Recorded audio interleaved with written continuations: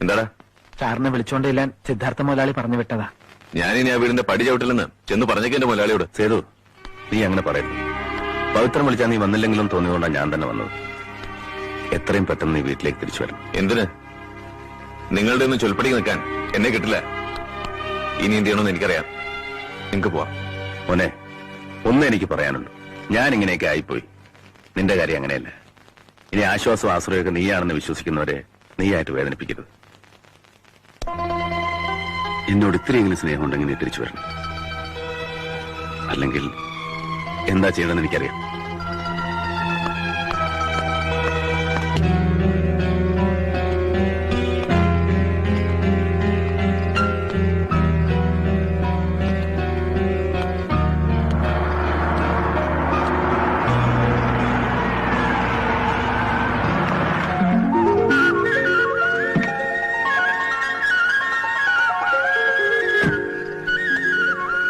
ചെയ്തതെല്ലാം തെറ്റായിപ്പോയി. ഏട്ടൻ എന്നോട് ക്ഷമിക്കണം. കുറ്റബോധമൊന്നും വേണ്ട. നീ വന്നല്ലോ, എനിക്കത് മതി. ഏട്ടനെ ഞാൻ അനുസരിച്ചില്ലേ? ഇനി എനിക്ക് പറയാനുള്ളത് ഏട്ടൻ കേൾക്കണം. ആ തൊഴിലാളികളായിട്ട് ഏട്ടൻ ഇങ്ങനെ മിങ്കിൾ ചെയ്യരുത്. സേതു, ഇന്നല്ലെങ്കിൽ നാളെ ഞാനൊരു മൂഴ്വട്ടനായി തീരുമെന്നുള്ളത് ഉറപ്പാ. അന്ന് തെരുവിലൂടെ അലയുമ്പോ വിളിച്ചൊരു പിടി ചോറ് തരാൻ ഞാൻ ഈ സ്നേഹിക്കുന്ന തൊഴിലാളികളെ ഉണ്ടാവും. ഏട്ടാ,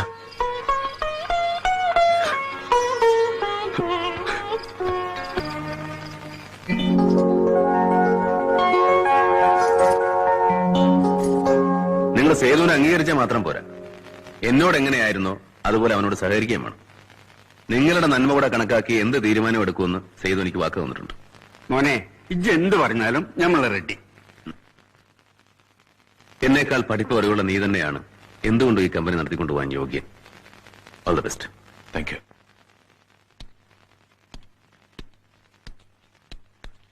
എടോ, താനെങ്ങോട്ടാ? മുതലാളി എങ്ങോട്ടാണ്? അങ്ങോട്ട് പതിവ് പോലെ. തനിക്കതല്ലല്ലോ ജോലി. കമ്പനിയിൽ നിന്ന് ശമ്പളം കിട്ടണമെങ്കിൽ സെക്ഷനിൽ പോയി ജോലി ചെയ്യണം. അല്ല എന്ന് പവിത്ര, സേതു പറഞ്ഞത് ശരി. നീ എന്റെ കൂടെ എനിക്ക് ഇറങ്ങി നടക്കണ്ട. ചെന്ന് പണിയെടുക്ക. പറഞ്ഞത് കേട്ടില്ലേ?